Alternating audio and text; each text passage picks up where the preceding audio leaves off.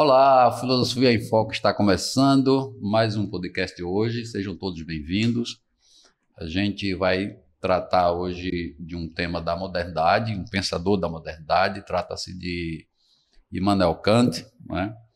E é um pensador que tem uma relevância muito grande no contexto da modernidade, inclusive como influência sobre os pensadores que vieram subsequentes, né? Então, esse é o nosso objetivo hoje. A gente vai tratar da teoria do conhecimento, ou da epistemologia de Kant, né? De Immanuel Kant. Isso. Mas antes da gente adentrar o tema, eu vou pedir para que, se você ainda for novo por aqui, está aparecendo pela primeira vez, se inscreva no canal. Se gostar do conteúdo, deixe seu like e também seu comentário. Isso ajuda para que a gente possa se manter com essa estratégia da publicação. Bom, com relação ao tema, como eu já falei, nós vamos tratar da teoria do conhecimento de Kant. E para essa conversa aqui, nós temos um convidado, trata-se do professor Igor Messias, não é? Ele é graduado em Filosofia pela Universidade Federal da Paraíba, atualmente está cursando mestrado, portanto, mestrando na área de lógica, né, onde ele está trabalhando a questão da epistemologia e a filosofia da mente, não é isso? Isso. Então, além disso, ele é professor da rede estadual de ensino, né, da Paraíba, certo? E é um grande amigo, né? Então, seja bem-vindo, professor Igor, certo? É um prazer tê-lo aqui. Sinta-se em casa, certo? Fique tranquilo. Vai ser um papo bem gostoso aqui da gente. E já passo para você fazer seus cumprimentos iniciais, tá certo? Antes de tudo, eu quero agradecer aqui meu amigo Marcos e a presença, né? O convite. E quero agradecer a vocês pela presença aqui, por estarem assistindo. E é isso. É um tema que eu acho bastante interessante, até por conta do meu interesse na graduação, né? E até por conta dos temas que eu estou tratando agora no mestrado, tem relação com o Kant. Sim. Porque tudo isso, a filosofia da mente, ela surge com relação, por conta como desdobramento da filosofia que o Kant vai fazer surgir, né? Sim. Então, é um tema que eu não que eu não estudei a fundo na graduação, mas que é algo que está sempre permeando ali a minha pesquisa. Sim, sim. Que continua até hoje. Então, a filosofia da mente não seria o que ela é hoje se não fosse o Kant. Então, que bom. É uma grande influência. Que bom. Ok. Então, fique à vontade, seja bem-vindo. Vou aqui fazer uma breve contextualização para a gente perceber quando é que qual é o período, né, que o Kant está situado e o que motivou ele, né, a construir essa teoria do conhecimento, né? Então, podemos dizer que o Immanuel Kant é um prussiano, né? Nasceu numa cidadezinha chamada Königsberg, né? E em 1724, e ele é considerado um dos pensadores bastante relevantes, né, da modernidade, certo? Ele é conhecido também como o filósofo das três críticas, né, porque ele escreveu a crítica da razão prática, né, a crítica da razão pura e a crítica do juízo, né? Na verdade, a ordem seria a crítica da razão pura, né, onde ele vai exatamente tratar da teoria do conhecimento, né, que é o tema que a gente vai abordar aqui. E nessa questão ele fica querendo indaga, né, como é possível o conhecimento, né? Então, o que é que eu posso pensar? Na segunda, a crítica da razão prática, ele já traz uma questão mais de filosofia prática. A gente sabe que a filosofia prática ela se divide em política e moral, ética, mas no caso ele vai tratar da questão ética, né? Nesse caso aí da filosofia da crítica da razão prática. Então, na primeira ele pergunta o que posso pensar, na segunda, se eu penso que ação eu posso cometer a partir desse pensamento. E, por fim, na terceira crítica, que é a crítica do juízo, né? Onde ele vai exatamente concluir com: se eu penso, eu tenho uma ação, e que juízo faço dessa ação de acordo com esse pensamento, né? Então, são 3 obras que eu acho que as pessoas do direito deveriam ler, porque exatamente repercute isso no direito, né? Então, é um pensador que também tem uma influência muito grande, não só no direito, mas na parte da ética, né? A gente sabe disso, né? E pelo menos 2 obras deles aqui, que até eu citei, na questão da moral, que é A Fundamentação da Metafísica dos Costumes, que é este livro aqui. Aliás, esse é tema que eu vou trazer no próximo episódio, certo? Um tema é um texto que eu particularmente gosto muito. E A Crítica da Razão Prática, né? Então, essas 2 obras, especialmente, elas tratam sobre a moral. E sobre o direito, a Teoria e Prática, que foi escrita em 1793, a Metafísica dos Costumes, porque existe a Fundamentação da Metafísica dos Costumes, que é essa, que trata da questão moral, e a Metafísica dos Costumes, que trata do direito, né? E também a Paz Perpétua. Então, essas 3 obras de Kant, elas estão muito relacionadas com o direito, né? E, então, Kant como eu disse, é um pensador da modernidade, né? E ele leu muito um racionalista, que foi o Wolff, né?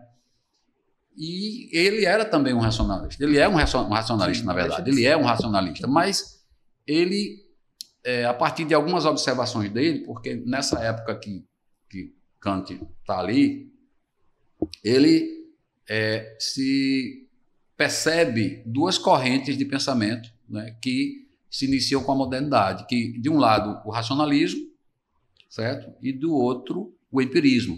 Então, o racionalismo, ela vai defender exatamente que o conhecimento, ele vai ser, toda a origem do conhecimento é dada na razão, certo? Defende a questão das ideias inatas, ou seja, que nós já nascemos com o conhecimento que nós temos, né? Defende ainda a questão do método dedutivo, né? Ou seja, partindo do universal para o particular, né? E digamos assim, dogmático, né? O racionalismo, ele é dogmático, ele não admite que seja uma outra coisa, né? Defende aquilo a todo custo e condena qualquer tipo de conhecimento que seja oriundo da sensibilidade, ou seja, que é dado através dos nossos 5 sentidos, né? Então, existe essa corrente de um lado, e Kant, ele bebia nessa fonte, porque os principais representantes dessa corrente principalmente o René Descartes, né? Mas tem o Leibniz, né? E tem o Spinoza, o Baruch Spinoza, mas tem o Wolff também, que foi quem... Pascal também. Mas o Wolff foi o que Kant leu e se influenciou. Então, ele está ali e tal, né, diante desse dogmatismo, e aí ele começa a ler também o empirismo. Algumas questões ali que ele não concordava muito e tal, então ele começa a ler o empirismo, e a partir daí, o empirismo já defende que o conhecimento, a razão não dá conta do conhecimento, né?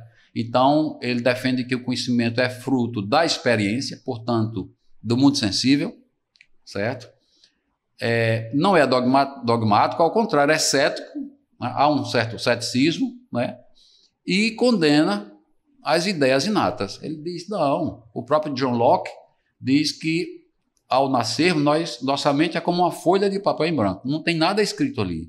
E à medida que a gente vai experienciando, vivendo, a gente vai escrevendo ali todo o nosso conhecimento. Então ele começa a observar essas 2 correntes, e aí tem uma frase dele, que eu já vou finalizando para passar a palavra para você, que ele diz que o ceticismo de David Hume, porque o empirismo era defendido basicamente por Francis Bacon, John Locke, né, teve um peso grande, um pouco o Berkeley, né, o George Berkeley, mas o Hume é assim como o René Descartes é para o racionalismo, David Hume é para o empirismo, ou seja, os dois expoentes máximos, assim, né? E então ele diz, o Kant diz que ao ler Hume, o ceticismo de Hume o despertou do sono dogmático do racionalismo. E aí ele para, e aí ele percebe que nenhum está totalmente correto, nem o outro totalmente correto.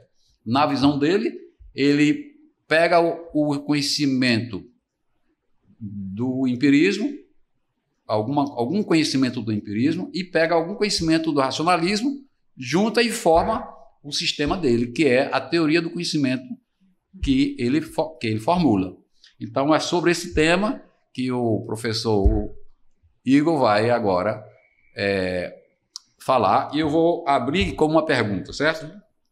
Como a gente está falando de teoria do conhecimento, eu vou perguntar o seguinte: de que forma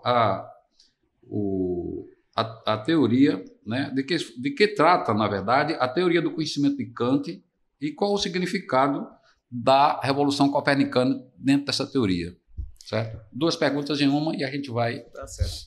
Antes de tudo, é interessante a gente notar aí, na fala do Marcos, que ele citou as correntes racionalista empirista. E a corrente empirista. E se a gente for analisar bem como conhecemos essas duas correntes, elas já são herdeiras lá de Platão e Aristóteles. Sim, perfeito. Então a gente vai, apesar de a forma como elas foram caracterizadas, ela é toda moderna, então a gente tá sendo feita uma análise ali moderna, porque tem a noção de sujeito que surge ali com o Descartes e tudo mais, enfim. Mas esse debate todo é um debate já que surge lá na filosofia antiga. Com Platão e Aristóteles. Exatamente. Os 2 expoentes máximos da filosofia. Exatamente.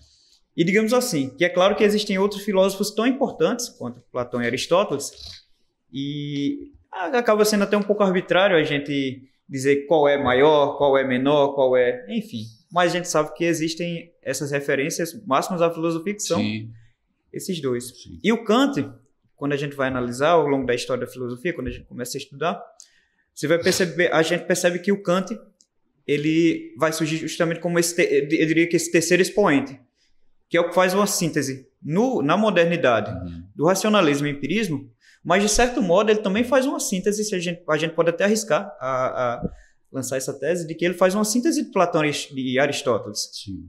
Então, a ideia é essa. E respondendo à pergunta do Marcos, então é interessante a gente perceber isso para entender o contexto, né, de discussão ali, o debate todo, e a importância, a relevância, o peso que tem Kant para toda a história da filosofia. Sim. Eu diria até que ele é se a gente fala sobre Sócrates, que foi o mestre de Platão e tudo mais, como que Sócrates é aquele que inaugura esse período que é um período mais antropológico da filosofia, o mesmo movimento que aconteceu naquela época do Sócrates, com relação aos pré-socráticos, para trazer a filosofia para o ser humano, é exatamente muito semelhante com relação ao movimento que o Kant faz na modernidade. Ele traz a filosofia das abstrações, dos vícios, vamos dizer assim, que estavam impregnados nas discussões, por conta da metafísica, por conta da forma tradicional de se fazer filosofia. Sim. E ele traz essa filosofia dos céus à terra, vamos dizer assim. Dos céus à humanidade. A gente pode até colocar dessa forma. Então, mas voltando aqui e respondendo as suas perguntas, Marcos, o principal problema da filosofia... O Kant, na verdade, ele se debruça mais sobre a moral, como você vai falar nos próximos episódios. Então, Kant está mais preocupado com a questão moral, já que ele é um filósofo iluminista. Então, está muito preocupado com a questão moral, e a questão moral que surge do sujeito. Então, o que eu estou querendo dizer com sujeito é o ser humano. Esse ser humano que raciocina, que pensa, que questiona. Então, ele vai, diferente daquela ética medieval, fundada em dogmas religiosos, então ele vai buscar uma explicação ética a partir do ser humano. Mas antes de fazer qualquer afirmação sobre ética, sobre política, sobre qualquer outra área, que o Kant tenha tratado, ele precisa, antes de tudo, tratar sobre a possibilidade do conhecimento. Essa é a grande questão aqui. Então, como é possível o conhecimento? O conhecimento aqui, lembre, o conhecimento para o ser humano. Sim. Aí vocês vão ao longo da nossa discussão, a gente vai perceber o porquê eu estou enfatizando isso. Então, como é possível o conhecimento para o ser humano? Essa é a grande questão, primeira e grande questão que o Kant vai abordar. E esse tema vai ser tratado na sua primeira crítica, a chamada Crítica da Razão Pura, já citada pelo Marx. E nesse livro, ele faz também aquilo que a gente vai conhecer como a Revolução Copernicana. Semelhante é algo que é emprestado, essa ideia de copernicana, é herdada da ideia do Copérnico, que traz aquela ideia de que questiona o movimento dos astros, né? O movimento dos astros e a ideia de que a Terra é o centro do universo e muda a perspectiva. E essa mudança de perspectiva, quando coloca o Sol no centro do sistema solar, né? Então traz o heliocentrismo, exatamente. Então o que é que o Kant vai fazer? O Sol para o Kant será o sujeito. Então ele vai mudar a perspectiva. O que eu quero dizer com isso? Enquanto os filósofos até então, se a gente pegar aqui Platão, Aristóteles, os medievais, todos eles, enquanto eles estão partindo da ideia realista de que o que nós percebemos, o que o sujeito percebe sobre o mundo é algo existente, vamos dizer assim, que existe um mundo lá fora e eu o estou aprendendo através das minhas faculdades, como o pensamento, como a sensibilidade. Então existe essa xícara, como eu a percebo, ela é exatamente como eu a percebo. Então, ao invés de ele se questionar como são as coisas do mundo lá fora, ou seja, se a gente for fazer uma filosofia sobre essa xícara, ao invés de se perguntar sobre como é essa xícara, ele vai perceber que sobre como essa xícara é de verdade, ele não pode falar muitas coisas. Mas, na verdade, ele pode falar sobre como eu percebo essa xícara. Porque sobre o ser dessa xícara, a gente não pode falar muita coisa. O que a gente pode falar é sobre como a xícara aparece para nós. Isso. Mas isso é um tema que a gente vai tratar daqui a pouco, tá certo? É uma distinção que o Kant vai estabelecer daqui a pouco. Você já pode aí ir trabalhando na questão de fenômeno e número, né, que é mais ou menos isso que você vai trazer. Então, já emenda essa terceira questão. Perfeito. E o Kant, ele vai fazer O Kant, como se a gente for estudar um pouco, quando a gente estuda um pouquinho da vida dele, a gente percebe que o Kant era uma pessoa muito metódico. Exatamente. A gente pode dizer até que seria um pouco uma pessoa meio chata, assim, se a gente pode até falar dessa forma. Tudo dele era muito bem organizado. E os textos dele também são dessa forma. O texto da Crítica da Razão Pura, que é nosso objeto aqui de análise, ele é um texto muito bem categorizado, muito bem concatenado. É um texto fantástico. E, dentre as categorias que ele vai organizar lá, existem as categorias de número e fenômeno. E ele vai dizer que isso é importante, importantíssimo, na verdade, porque o fenômeno é aquilo que aparece para nós. Como eu disse aqui com relação à xícara. Então, a xícara, ela aparece para os seres humanos de uma determinada forma, de acordo com determinadas categorias que nós temos em nossa mente, e a gente apreende esse ser, esse objeto, de uma determinada forma.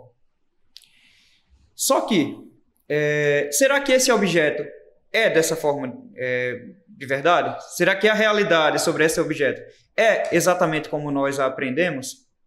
Aí dirá o realista que sim, o realista... os filósofos realistas dirão que sim, existe uma realidade sobre esses objetos e nós a aprendemos. Mas o Kant, ele vai falar o quê? Que sobre essa realidade dos objetos a gente não pode falar muitas coisas. Por quê? Vamos pensar um pouco aqui. Já ouvi falar, eu gosto até de dar esse exemplo em sala de aula. Não sei se você já ouviu falar, Marcos, mas já ouviram falar na ideia de que os cachorros... Então, os cachorros, bichinho que a gente tem em casa, que os cachorros veem em preto e branco o mundo. Eu não sou biólogo, não sou veterinário, enfim, eu não tenho ideia sobre isso. Não sei se é verdade, Mas, se a gente pensar bem, isso é possível, não é? É possível que os cachorros vejam o mundo em preto e branco? Então é possível ver o mundo de outra forma que não colorida? É possível. Então vamos partir da hipótese de um ser que veja o mundo em preto e branco. Como eu disse aqui, vamos partir da hipótese de que o cachorro veja o mundo em preto e branco. Nós vemos o mundo colorido. O cachorro vê o mundo em preto e branco. Quem está com a razão? Quem vê o mundo em preto e branco ou quem vê o mundo colorido? Ou seja, o que é o mundo de verdade? Como são as coisas de verdade do mundo? Coloridas ou preto e branco? Justifiquem. Como é que a gente pode fazer isso? Cada um está tendo uma apreensão tal como ele... subjetiva. Subjetiva é a palavra correta, exato. Essa é a virada copernicana. É o sujeito quem aprende as coisas. E a partir do momento em que ele aprende as coisas surgem para ele de determinada forma. Inclusive, tem até um texto na Filosofia da Mente que é Como é Ser um Morcego, que vai tratar também dessa questão toda. E ele vai falar vai pensar na possibilidade de como é que o morcego aprende as coisas, já que ele percebe tudo por aquela ecolocalização. Sim. Então, imagina, eu falei do cachorro que não aprende as coisas, talvez, na hipótese de ser preto e branco. E imagina o morcego. Então, ele tem se não me engano, uma visão bem baixa, assim, e tudo que ele observa, tudo que ele percebe é através daquela ecolocalização. Então, imagina como será o mundo para um morcego. Então, a gente pode colocar até aqui um outro ser. Então, e aí? Como é que é o mundo de verdade? Então, esse mundo de verdade é o que Kant vai chamar de a coisa em si. Ou número. Número. E sobre a coisa em si, esse era o objeto de investigação de todos os filósofos até então. Isso era o que fazia a filosofia... isso era o que fazia a filosofia racionalista. Então, tentar analisar o que é a essência das coisas. Chegar à essência de cada ser, cada objeto, cada realidade. Isso é dogmático. Isso é o que Kant vai chamar de dogmático. E o que é que vai ser esse despertar do sono dogmático? Vai ser o despertar de que a gente não precisa... De que, olha, vamos um pouquinho mais com calma. Com calma, até como o nosso querido Giovanni falava nas aulas. Então vamos com mais calma. O despertar do sono dogmático é como se fosse um ato de humildade filosófica, vamos dizer assim. Humildade intelectual. No sentido de perceber que nós, seres humanos, não somos capazes de chegar à essência das coisas como numa visão absoluta sobre elas. Exato. Tudo que nós podemos falar sobre elas é aquilo que nós observamos a partir delas. Então, o que podemos falar sobre as coisas é como as coisas aparecem para nós. E não como elas aparecem em absoluto, tal como uma visão de um Deus ou um ser. É por isso que ele diz também número, coisa em si ou o absoluto. Perfeito. Não é? Exatamente. Ele dá o absoluto também como um sinônimo de número e de coisa em si. E seria até eu digo assim, que seria até uma arrogância. Eu acho que é uma, mas era. É uma arrogância nossa quando a gente admite o realismo de que nós conseguimos observar a realidade, que a nossa observação da realidade é a única e verdadeira que existe. É arrogante porque é como se nós estivéssemos nos colocando na posição de um Deus, a gente pode analisar dessa forma, então que tem uma visão absoluta sobre tudo. Não, tudo que a gente percebe é como as coisas aparecem para nós. E é sobre isso que ele vai fazer a sua filosofia. Esse é o... essa coisa que aparece para você é o quê? Essa coisa que aparece para nós é o fenômeno.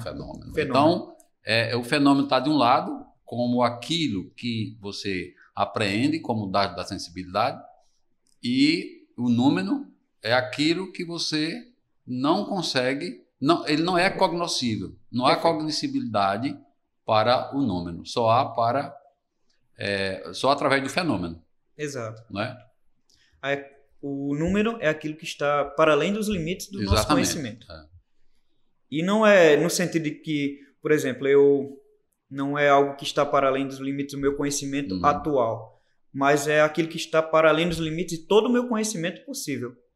Esse é o ponto. Então, a partir do momento em que ele faz essa distinção, ele faz várias outras distinções na crítica da razão pura. Mas sobre elas a gente ia passar anos falando aqui. Claro, se fosse... Não é nem uma noite, seriam anos falando aqui. Mas essa primeira distinção, essa que a gente debateu aqui, ela é importante porque também ela faz assim, ó, ela é uma distinção que traz economia para a filosofia, para que a gente não fique não acabe, os filósofos não acabem discutindo questões que eles não vão poder responder, e então para que a filosofia não acabe num debate infrutífero, que é justamente o questionamento, o principal problema que é ressaltado pelo Kant na filosofia da época dele. Então, a filosofia, quando parte dessa visão realista, dessa visão mais dogmática, ela começa a se tornar infrutífera. Sim. Então, para ele, ela vai começar a falar sobre questões como alma, sobre a natureza divina, sobre a liberdade, por exemplo, a liberdade tal como uma coisa, como uma realidade. Então, não ele vai falar que é necessário a gente reformular. O Kant é importante porque ele faz uma reforma na filosofia. Então, essa reforma, como eu disse, é semelhante à reforma do Sócrates lá na Antiguidade. Então, essa reforma vai trazer de volta a filosofia vai trazer de volta a filosofia para a Terra, vamos dizer assim. Okay. Como a gente pode entender essa questão referente aos juízos analíticos e sintéticos nessa teoria kantiana? Pronto, mais uma distinção que o Kant vai realizar. Sim. Então, nossos juízos são tudo aquilo que a gente pode falar, né? Tudo aquilo que a gente junta como um sujeito e um predicado. Então, essa distinção ela é importante porque ele vai dizer que a filosofia tradicional, na verdade, a filosofia racionalista, principalmente, sim, ela está em busca dos chamados, ela tá tentando tá fazendo uso do método dedutivo, como você já ressaltou, e esse método dedutivo, o que é que ele faz? Na busca por uma possível essência dos seres, talvez, então ele faz o quê? Ele faz uma análise dos conceitos destes seres. E essa análise desses conceitos, ela permite que eles façam essa dedução. Só que o que acontece? Nessa dedução, a gente traz à luz os chamados juízos analíticos. Esses juízos analíticos, o Kant vai dizer que eles não trazem nenhuma novidade para o conhecimento. O que seria um exemplo de juízo analítico? Na verdade, eles são como que redundantes, vamos dizer assim. Então, eles não acrescentam nada para o conhecimento. Os racionalistas, eles acham esse tipo de conhecimento, esses juízos, interessantes, porque eles se debruçam simplesmente pelo conceito. Mas quando é feita essa análise dos conceitos, eles não trazem nenhuma novidade. Sim. E um exemplo de um juízo analítico seria de que o triângulo tem 3 lados. No conceito de triângulo, a gente tem a ideia de 3 lados. Isso é um conhecimento que já está dado no próprio triângulo. Na própria noção de triângulo. Sim. Então, como eu disse, acaba sendo redundante.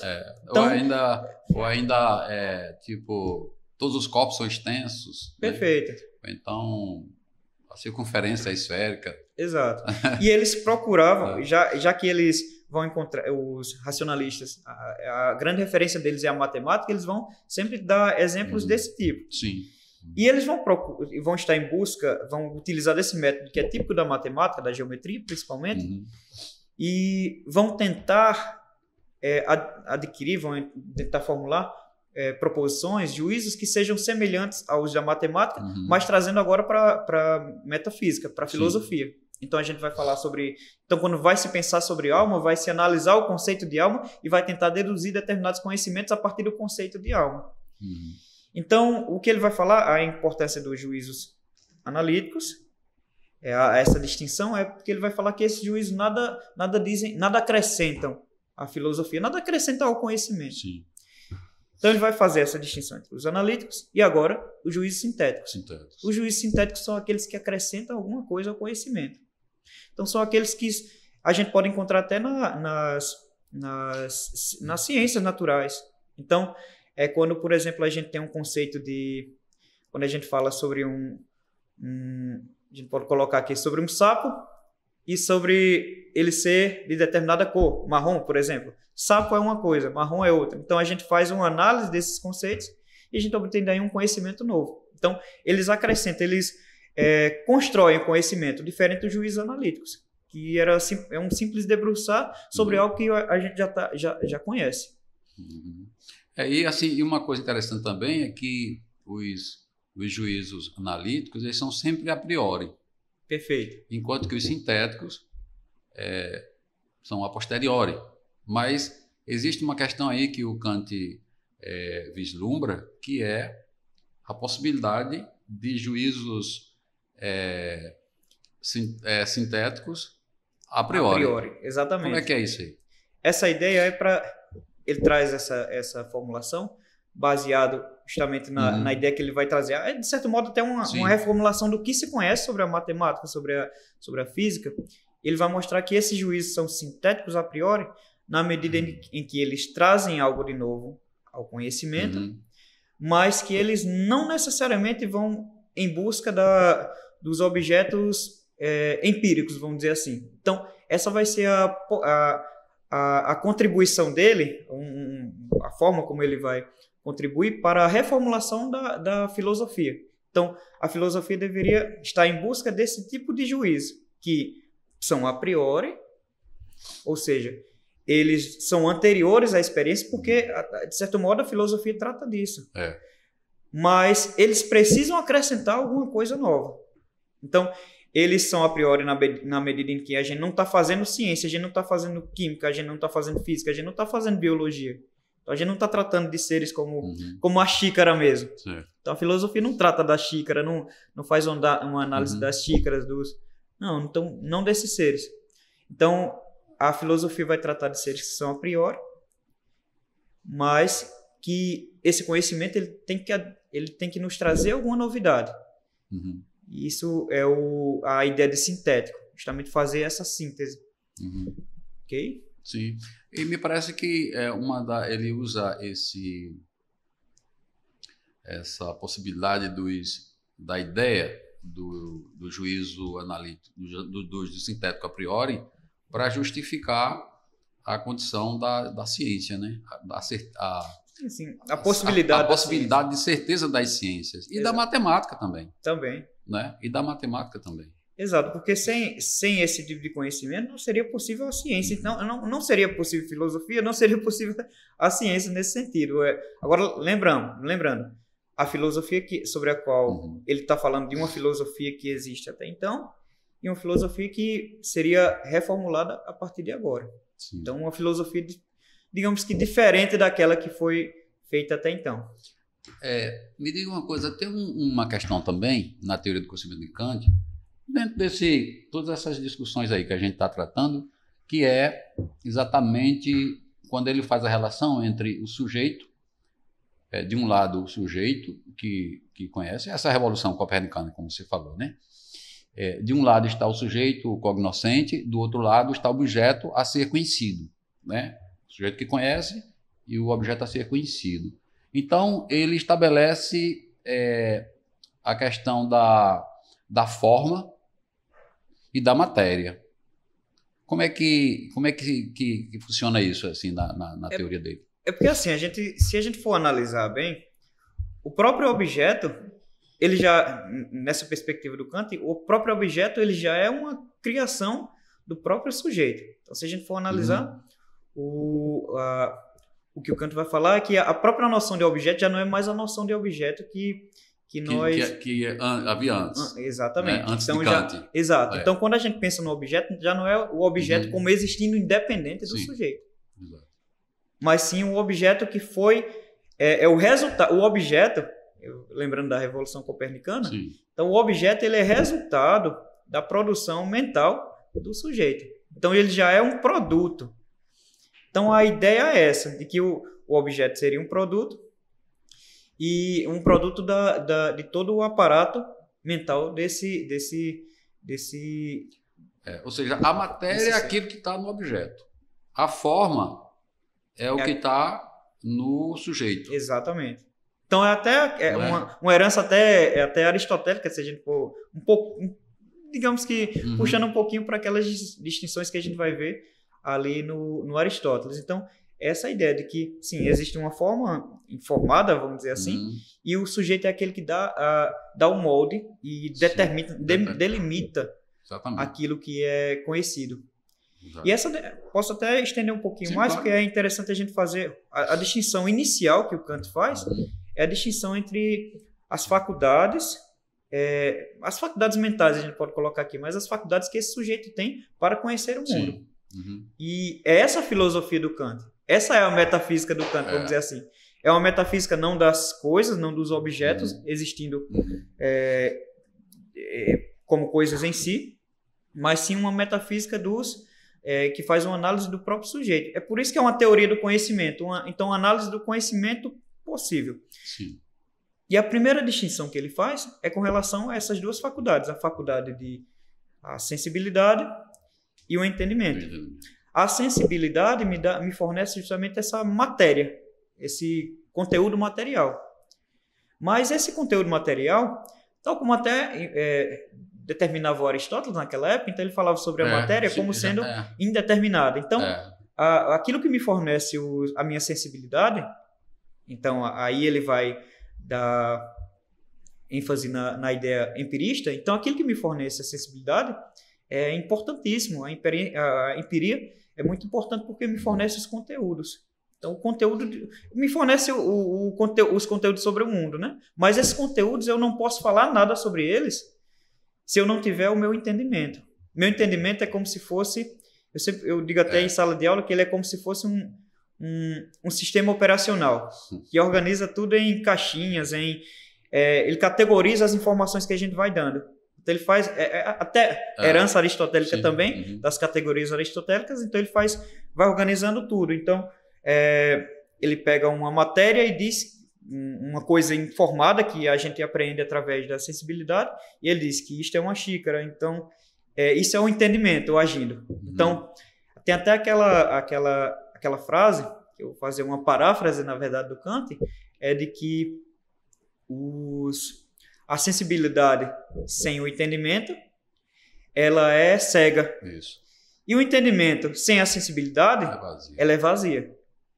Então, ele faz esse complemento, e aqui é a grande síntese kantiana, que é esse complemento entre o empirismo e o racionalismo. Exato. O empirismo na figura da sensibilidade e o racionalismo na figura do entendimento. E ainda mais, eu digo, lembrando daquilo que eu disse inicialmente, o empirismo, a figura do Aristóteles, e o racionalismo do Platão. É assim. É interessante isso que você falou agora, porque é exatamente nesse ponto que eu entendo que o Kant consegue apaziguar, digamos assim, o racionalismo com o empirismo, né? Quando ele pega de um lado a sensibilidade, né? Os dados do conhecimento partem da experiência, da sensibilidade, dos sentidos, são dados, é a matéria-prima do conhecimento, através da visão, do olfato, do tato, paladar, etc. Mas o entendimento, aí pega a razão, é quem vai fazer com que esses dados cheguem, se processem, né, e se converta em uma atitude racional, uma atitude inteligível, cognoscível. Exatamente. Sobre a matéria, sobre a coisa, sobre o objeto, melhor dizendo. Então, eu acho que esse ponto aí, em Kant, é um ponto que apaziguador, digamos assim, né? Entre as duas correntes, que era realmente um grande dilema, né? Antes de Kant, né? Quando existe só racionalismo e empirismo, né? Exato. Um ceticismo e o outro muito dogmático, então não se conversava. Exato. Mas, assim, ainda continuando o nosso papo, eu queria saber, assim, o que você pensa sobre as consequências práticas da teoria de Kant, né, para a nossa contemporaneidade. Até quando você estava falando sobre o apaziguar do Kant, usou esse termo do apaziguar. Esse apaziguar é um apaziguar, mas como eu disse antes também, ele faz uma renovação da filosofia. Então, a filosofia nunca mais será a mesma depois do Kant. Exatamente. Então, toda a filosofia que existe, que ocorre depois do Kant, ela é herdeira desse debate. Então, aqui é o ponto inicial é o ponto inicial do mundo filosófico até no qual nós estamos. Na contemporaneidade, inclusive, né? Exatamente. Contemporaneidade também. Então, as consequências dessas reflexões, a gente vai perceber em diversas áreas, mas a gente vai perceber que ela traz a filosofia para uma discussão mais frutífera, vamos dizer dessa forma. Sim. E essa filosofia, ela também vai estar sempre, a partir de agora, ela não vai mais estar centrada em ideias mais dogmáticas. Então, ideias inquestionáveis, vamos dizer assim, como a questão sobre a alma. Então, a gente vai começar a se questionar justamente sobre esse sujeito. Esse sujeito pensante, que é aquilo que está mais próximo a nós, se a gente analisar bem, e não por estar mais próximo a nós, não quer dizer que essa filosofia seja mais fácil, porque aquele que está mais próximo a nós é também o mais difícil de nós percebermos, justamente por estar tão próximo assim. Então, essa filosofia do Kant, ela vai fazer com que a filosofia se volte para esse sujeito. Então, a partir desse momento, a filosofia se torna mais... quando surge, por exemplo, a fenomenologia. E a fenomenologia é algo que a gente vê presente atualmente em diversas outras áreas. Sim. Existe a fenomenologia... Na psicologia. Na psicologia, na geografia. Muito forte. Então, são várias áreas que surgem justamente como herdeiras desse debate kantiano. Porque é como se fosse como eu disse também, uma humildade intelectual do pesquisador, que faz com que, não vamos nos questionar mais sobre coisas sobre as quais nós realmente não podemos falar. Vamos nos questionar sobre aquilo sobre como as coisas aparecem para nós. Então, a ideia é essa. Então, a gente pode fazer uma fenomenologia das religiões.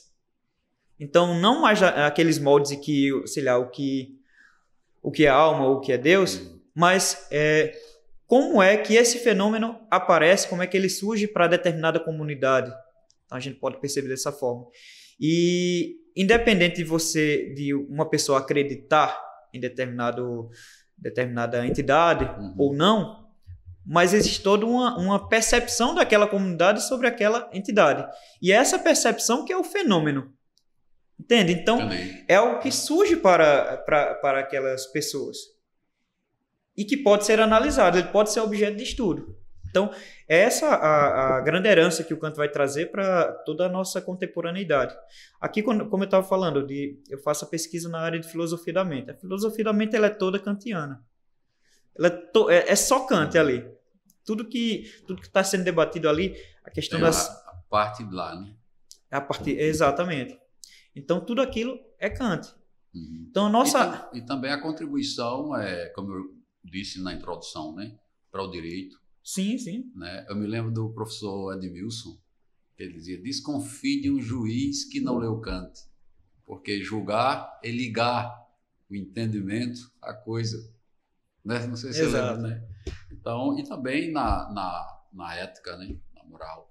Né? Porque...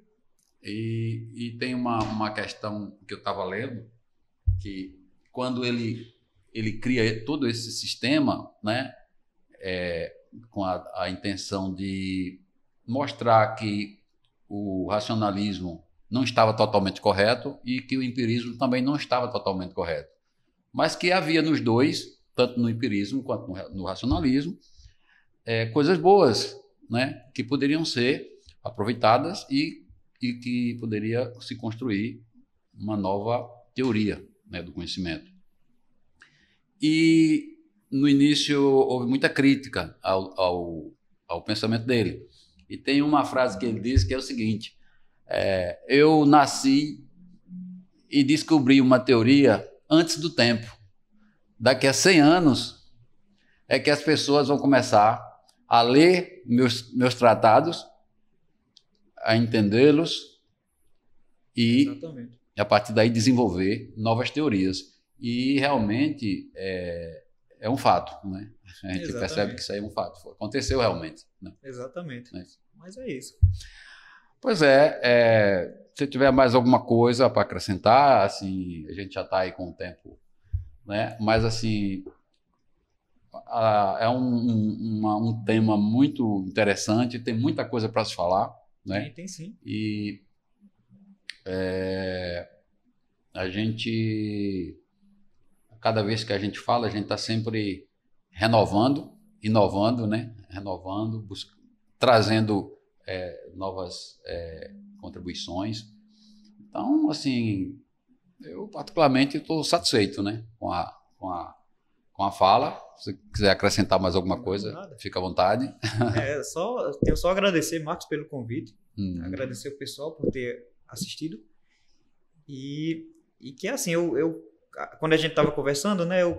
Eu escrevi a minha monografia no Descartes. Sim. Gosto bastante da filosofia do Descartes, certo. Mas assim, eu tenho um apreço ainda maior pelo Kant. Para mim, assim, puxando a sardinha para o meu lado, né? Para mim, atualmente é o meu filósofo preferido. Entendi. Então, quando a gente lê o Kant, por mais seja complicado, mais a gente faz... É como se fosse é como se a gente tivesse pincelando lá, como se estivesse utilizando uma pinça que vai utilizando, vai juntando os pedacinhos, aí você vai e você volta. Então, o Kant é fantástico. E eu recomendo bastante. O que eu tenho a dizer é que eu recomendo que vocês façam a leitura do Kant. Exatamente. Ele realmente é um filósofo que ele, a princípio, ele não é de muito fácil. Não. Você precisa se debruçar com atenção. Não é uma leitura nem duas, que você já tem que insistir naquilo. E aprendendo os conceitos isoladamente e depois fazendo as conexões. É um quebra-cabeça. É um quebra-cabeça. Mas, quando você entende, você percebe a grandeza que é o pensamento kantiano. Exato. Né? É muito interessante. E então a gente vai ficando por aqui. Sempre a gente tem uma lembrancinha aqui para os nossos convidados, certo? Então, obrigado. Obrigado, Marcos. Para você lembrar de, pode abrir aí. Sim. E assim, agradecer a sua presença, certo? E deixando aqui para os nossos seguidores que no próximo tema eu vou continuar com Kant, certo? Vou trazer aqui a fundamentação da metafísica dos costumes. Como eu disse, é um tema da moral kantiana, certo? Então, não esqueçam de deixar o seu like, deixar o seu comentário. Se for novo por aqui, se inscreva no canal e até o próximo episódio. Obrigado.